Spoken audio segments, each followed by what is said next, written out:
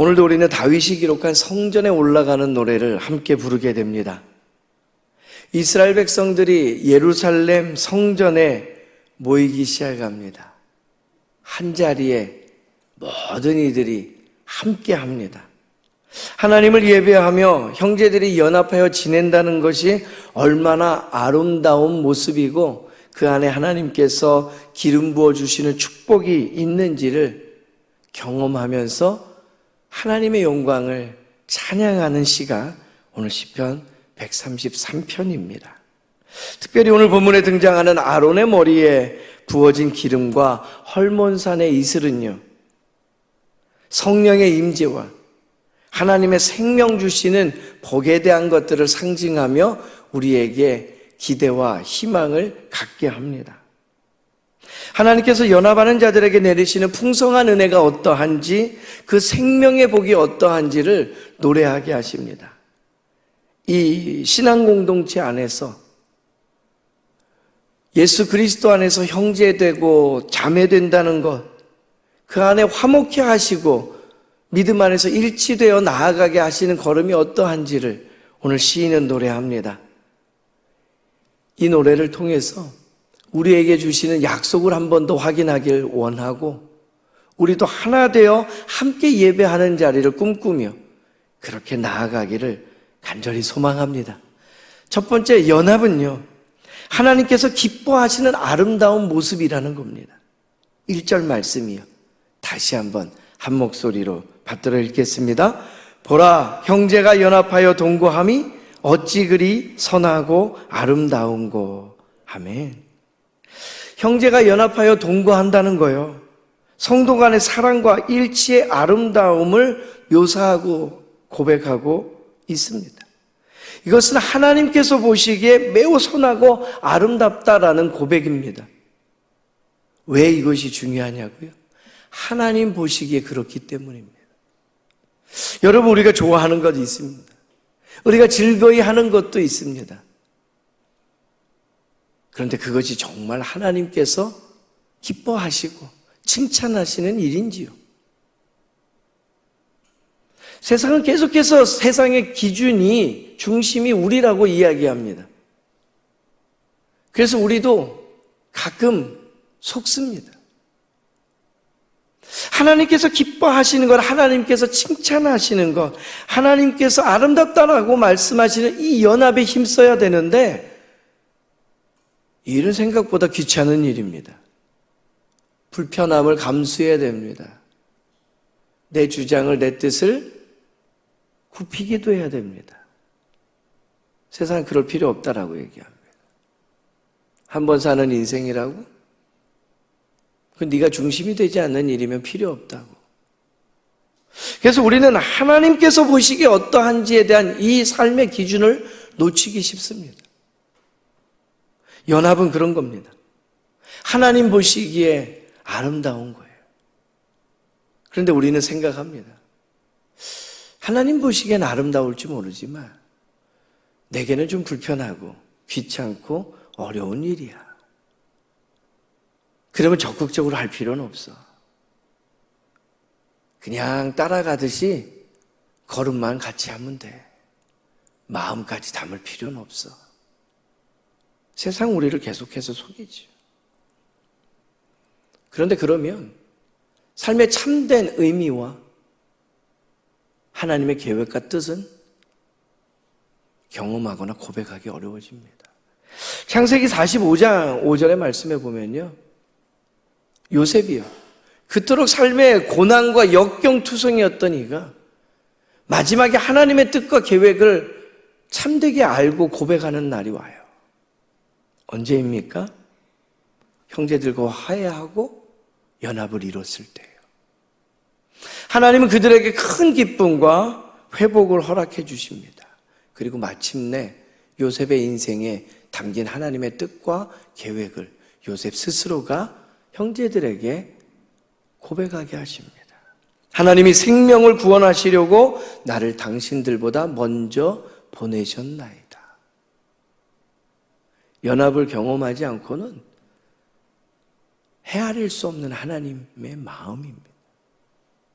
요셉은 형제들과 화해하고 화목하게 되었을 때 이 하나님의 뜻과 계획에 대한 온전한 것을 알고 선포하게 되죠. 우리는 다양함 속에 교회를 이루고 살아갑니다.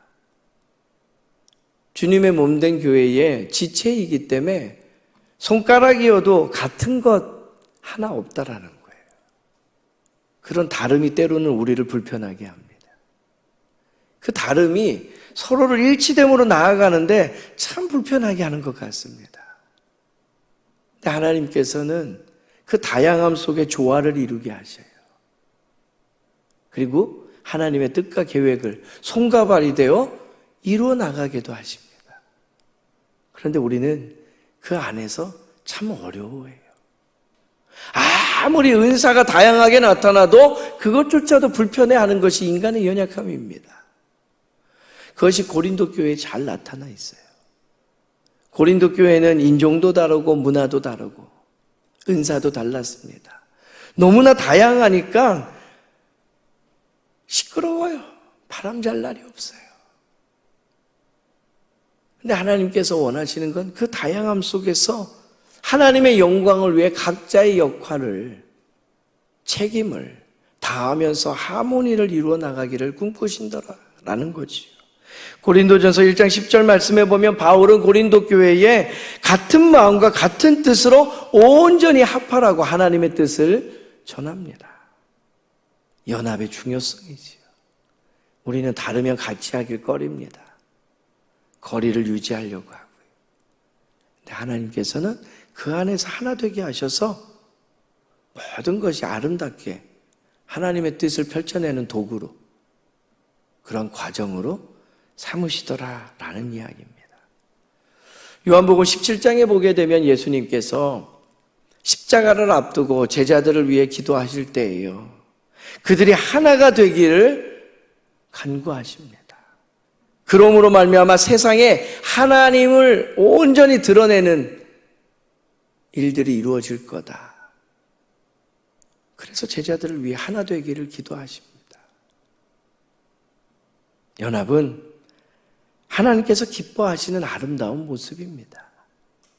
쉬운 일 아니지만 우리 삶의 기준 되시는 하나님께 마음을 두면 이 일치됨과 화목을 위해 힘쓰고 성령 안에서 하나 된 교회로 함께 마음을 다해 예배하는 일들이 우리에게 가장 필요한 일임을 알게 됩니다.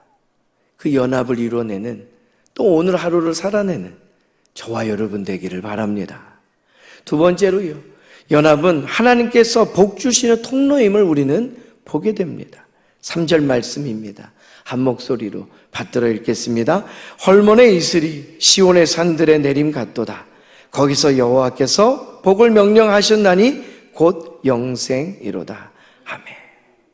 아론의 머리에 부어진 기름과요, 헐몬산의 이슬이란 건 이스라엘 땅의 저 북쪽의 가장 높은 산이요, 그곳에서 아이고 이슬이 뭐 별거겠어라고 이야기하지만 그것이 차고 넘쳐서 흘러가면서 시내를 이루고 강을 이루고 바다를 이룬다면요, 하나님께서는 연합된 공동체에 그렇게 생명의 복을 흘러가게 하시더라라는 거예요. 하나님께서 우리 인생을 잘 되게 하실 때 이유가 있습니다. 하나님께서 주의 몸된 교회가 이렇게 든든히 세워져 가게 하실 때에 우리는 그 뜻을 헤아려야 됩니다. 느헤미야서 8장이요, 이스라엘 백성들이 그렇게 오랫동안 멈춰졌던 성벽을 재건하는 일들을 완성하면서요, 아, 우리 살만해졌네? 그거는 뭔가 미련한 거예요. 하수예요.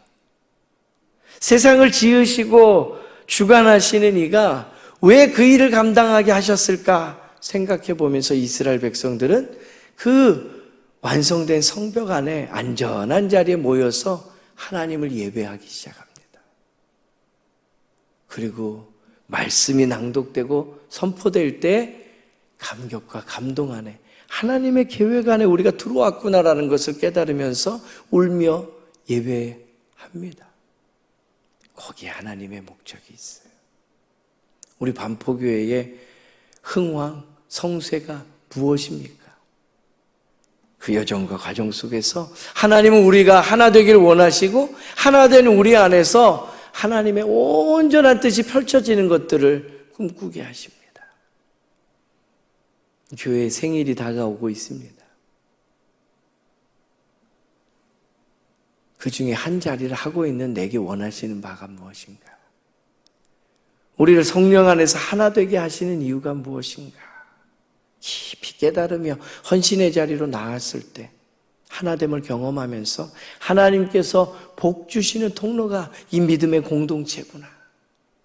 그 모든 것을 깨닫고 고백하게 되는 저와 여러분의 인생 되기를 간절히 소망합니다.